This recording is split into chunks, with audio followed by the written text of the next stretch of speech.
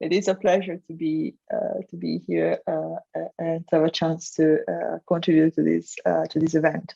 So I'll try to share my screen, see whether that works. Can you see the slide? The main slide? Great. Yeah, so I have a little bit of time today to share with you some thoughts about how we should treat cybersecurity in information societies. So in societies like ours, which every day grow a little bit more dependent on cyber infrastructures or digital infrastructure. And the question is whether cybersecurity is a public good is a question which has both a normative and a policy element to it. So if we value cybersecurity from a normative point of view as a key element to the functioning of our societies, so we decide to treat it as a public good, then it means that, just to spoil the end of the talk, there is to be a more stronger focus from the public sector to shoulder cost and commitment towards improving cybersecurity. So let me take a premise. This is a slide that I often show when I give talks focusing on cybersecurity. It's not an up-to-date slide. It's a snapshot of a picture that was taken in 2014 from Norse website. Norse is a cybersecurity firm, and they track traffics on the internet. It was a famous picture at the time because it shows more than 4,000 cyber attacks going on in the span of 1 minute. And as I say, the picture is about 7 years old. Why I show it there? Well, because at the time, it made a lot of impact. It seemed that number of cyber attacks within the span of 1 minute was quite huge. Looking back in 7 years, so comparing the situation that we had then to the situation that we have now, one doesn't take too much time to realize that we are not in a better situation, that cybersecurity has not improved, that cyber attacks continue to be fast and growing, and as I will say in a moment, quite impactful. So cyber attacks have become an issue, especially during the years of the pandemic, because I don't speak German, but from what I gathered from the previous conversation, we rely more and more on digital technologies, if it's for Zoom meetings or online teaching, or it's like grocery shopping, or even just interact with friends, as I'm afraid we all learned. So the more we rely on this technology, the more data flow on there, the more value there is in penetrating systems to extract data or even disrupt services somehow. So interestingly, in June 2021, so this year, there is a report from AV Threats that counted 92.45 million on new malware samples. Malware are like weapons in cyberspace.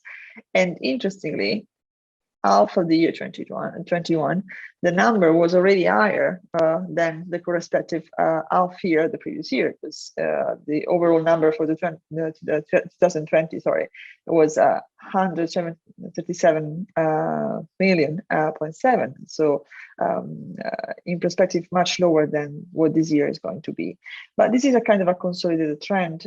The year before, in 2019, the World Economic Forum ranked cyber attacks among the top 5 most serious source of risk on a global scale. And in this context, a particular focus, especially for the talk I'm giving today, should be dedicated to IoT devices. The growing number of IoT devices also mean that there will be a growing number of attacks, and the expected number of attacks on IoT is estimated to double in a few years' time, 4 years' time, 2025. As we will see, this is because IoT devices are often quite poor in terms of security, and so they are easy target. And just to give you another piece of,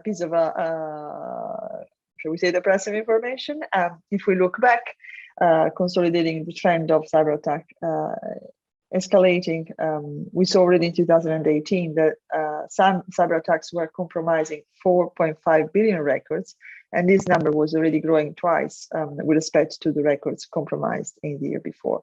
So there is a solid negative trend, so to speak, that shows that cybersecurity is not doing well, and it's not doing well because we live increasingly more in information societies, in digital societies. As I was saying before, digital has become not just a tool, not just a technology, but a thread of the fabric of our reality, a structural element on which the functioning of our societies depend. And to quote Luciano Floridi, as we depend on the digit, as we live by the digit, well, we also die by the digit. So the digit has become an angle that exposes vulnerabilities. So securing the digital infrastructures is a crucial element, a fundamental element for the functioning of our societies and the fostering of our societies, not just in terms of economics, I should say, but also in terms of protecting, for example, individual rights, group rights, and social justice, because most of the cyber attacks we are considering, they are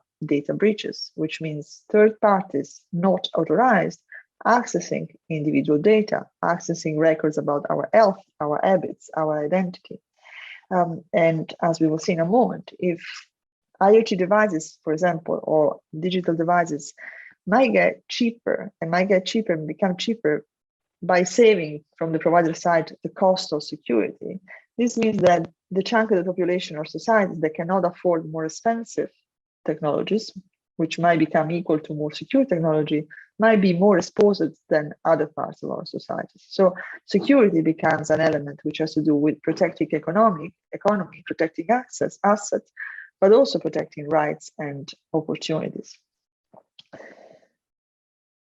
So there is a growing focus, I guess, because of all these reasons, onto the improving of cybersecurity practices. So this is a report from the Ponemon Institute, which shows that there is an increasing and accelerating focus on improving cybersecurity in terms of analyzing threats, in terms of containing the spreading of an attack from an endpoint to the system, and also in identifying security vulnerabilities. These improvements, however, they're not sufficient. And they're not sufficient not even when we consider that cybersecurity market is growing and will continue growing. So the estimate is that this market will get to 34.85 billion worth by 2025. And this is kind of a vertical growth if we think that the market was worth 1 billion only 6 years ago, in 2016.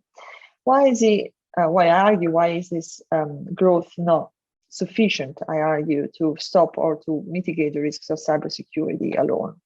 There is a conceptual element. Now, I'm a philosopher, so you might imagine that there was a conceptual element to this analysis that we should consider. Cyber attacks are much easier to launch than any other kind of attack we might imagine. So you can think of a robbery or an armed attack or a physical attack. And the reason why these attacks are easier to launch is because there is a lower risk for the attacker to be identified, for example. The means to which you can launch an attack are not necessarily too expensive, so they can be acquired. Some of those are, so don't get me wrong, vulnerabilities or 0 days, which are the means to which you launch an attack, can be very, very expensive. But in many cases, they are not that expensive. And more importantly, when you launch a cyber attack in cyberspace, you're quite likely to be successful, because defenses in cyberspace, security in cyberspace, is what is called porous, is ephemeral. There is always a way you can break the system. It is more a matter of commitment, effort you want to devote, persistence than anything else. This makes, from a strategic point of view, cyberspace what is called an offense-persistent environment. In other words, it's a context or an environment in which it's much more convenient to attack than defend, because you're quite likely to be successful if you attack. And because of this, cyberspace has become a place which we now define a weaponized space, where basically actors are more keen to acquire offending capabilities than defending capabilities. And this is true, for example, if you look at national strategies. These days, the UK, the US, possibly even NATO, are considering or are already deploying offensive cyber capabilities. So they are not just defending there. But this is a vicious cycle, which brings cyber attacks onto an escalating dynamic. Because if it's more convenient to attack than defend, if defense are, let's say, under consider, well, it makes even more convenient to attack, and this brings attacks to become more frequent, more sophisticated, because there is more effort onto improving them, and then eventually more impactful. When cybersecurity on the other side, so the defense, keep being porous. And there is another element. So this is the conceptual element that makes cybersecurity something which is by itself, technically speaking, lead to slower down the pace of the attacks. Now, when we think about cybersecurity or cybersecurity practices, there are three elements to it. There is an element which focuses on system robustness, an element that focuses on system resilience, and an element that focuses on system response. Now, I won't get too technical, but basically system robustness is when we focus on making our system able to behave as they are supposed to, even when they encounter some poisonous data or malicious actors. So it's as much as they can keep behaving as we expect them to do, even when situations are not the one that we planned. System resilience is a way to name the ability of identify in a system a threat or an attack quite quickly, so that the attack will not perpetrate into the system, and so the system can keep working as planned. And system response is a way of responding to an attack, so it's an offensive operation. When we think about security these days, sorry, this is the way you should see the slide at this stage. When we think about security in cyberspace and we compare it with other forms of security, these three elements that I just mentioned, they work a bit differently than they used to. So this is a fortress, a medieval fortress. And a fortress is an element that signifies, or we used to refer to, an image of security. Now, a fortress does two jobs. It keeps people secure inside and defends the attacks that comes from the outside. They are two different things which are done with the same object. When we think of cyber these days, these two tasks, so defense and security, they are diverging. On the one side, we have cybersecurity, which is increasingly more about designing robust systems. So the first entry in my previous slide. Whereas the other element of cyber defense is moving towards much more of an aggressive or proactive approach, proactive thing. In this talk, I'm going to focus only on system robustness, and I'm going to argue that system robustness is something that we should treat as a public good. I'm not thinking or arguing that cyber resilience and cyber response should be treated as public good for two reasons. One is that cyber resilience and cyber response are already part of national defense and national security strategies. So to some extent, we already treat them as a public good because they are already conceived into the public interest. And for another reason, which is more of a normative one, both measures to foster resilience and measures to foster response have ethical implications which can be detrimental. When we talk about cyber resilience, we're talking about monitoring a system, for example, to be able to identify threats or attacks as soon as possible. This monitoring, when it concerns a system that has to do with human interaction, for example, might breach individual privacy and might lead to forms of surveillance. And system response, which has to do with responding to attacks, can lead to escalating processes and then harm international stability, for example. So the focus for today is only on system robustness. What is the key element that I stress in this context? Well, robustness is an essential element to mitigate the attacks and ensure reliable systems, but it's not sufficient in and of itself. It has to be fostered, it has to be enhanced by other means. At this stage, robustness is treated as a club good. A club good, as opposed to a public good, is a good that it's not rigorous. So it's not exhausted by its use. So to speak, it's not that if my system is more robust than Clara's system, this robustness comes at the expenses of Clara's system. Our system can be equally robustness. We're not sharing some kind of finite resource. We can equally have access to this resource. But it's an access that it's regulated by cost. So it's an excludable good. My system will be more robust if I can pay more. And Clara's system might be less robust if she cannot pay as much as I do. So it's a club good. The point is to shift system robustness from a club good to a public good by exactly distributing cost of this technology. Why is this important? Well, it's important, as I was hinting to this before, because we live in connected societies. And we live in societies in which more and more the connection will shape services, opportunities, infrastructures. Whether it's the fridge that talks to the computer on the basics of and makes a grocery shop on the basis of what we liked on Facebook or we bought last month, or the car that talks to the telephone, making sure that you don't make video calls while you're driving. There is a growing number of connections there, which means a growing number of systems that can be attacked.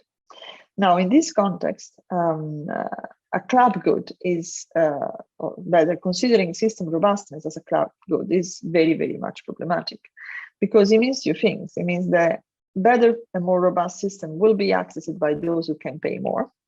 But it means also that in a context where there is a commercial or a market competition, in order to make their products more competitive on the market, some provider might decide to forgo the cost for robustness, meaning that we might have a number of devices, whether it's the toaster, the fridge, the car, which are less secure, but they come cheaper. So this risk favoring a pervasive distribution on a global scale, the more the digital societies become global, of devices of whose robustness is ephemeral. And this poses questions in terms of trust in digital innovation, because the moment in which the robustness of most of our devices in our houses or in our offices or in our streets, schools, hospitals, the moment in which these devices are not secure, we might stop trusting this innovation, we might stop using this innovation, and this might come with huge opportunity costs, because digital innovation and allow us also to do wonderful things, which we might want to keep doing. And there is also an element which has to do with social justice, as I was mentioning before, because we might see a context in which wealthier people might be able to access more secure technology than non-wealth people. And so extending a divide in our societies, which will not be just the wealth divide, will not just be the digital divide, but also a security divide. And as I mentioned before, the security divide has a bearing also on individual rights and freedoms. So it's very problematic. In order to consider cybersecurity and particularly robustness as a public good, we shouldn't think that then system robustness should come free of charge, because that's not the point, and it's also unfeasible. Robustness requires a lot of research and a lot of effort, so this is not the point. But it's important to make sure that access to this technology, or the robustness of technology, is not discriminatory, that we can have a way of making access to robust technology in an equitable way, so that different stakeholders can have access, same kind of opportunities or same kind of proportional access to this technology. For this to happen, it means that the public sector has to shoulder some of the costs that the system robustness and cybersecurity pose. These costs range from the cost for establishing standards, for establishing protocols, but also the cost for verifying and certifying the technology that we have in our infrastructures and in our houses and in our everyday lives, and possibly also keep auditing the security of these devices. The outcome, and I'm about to end the talk with these slides, the outcome and the advantages of considering cybersecurity as a public good, so in terms of something which is non-rigorous, we can all enjoy maximum robustness in our technologies, but also non-excludable, because we all have a way of accessing in an equitable way to these opportunities, are three. So the first one is to do that. If we start looking at system robustness and treat cybersecurity as a public good, we push our policymakers and decision makers to have a more systemic approach or view of the issues which have to do with managing the security of digital infrastructures, because there is a stronger focus on the interdependencies of the security of connected technologies. And these imply also broader understanding of other kind of implication and interdependencies of these technologies. There is an element of shared responsibility.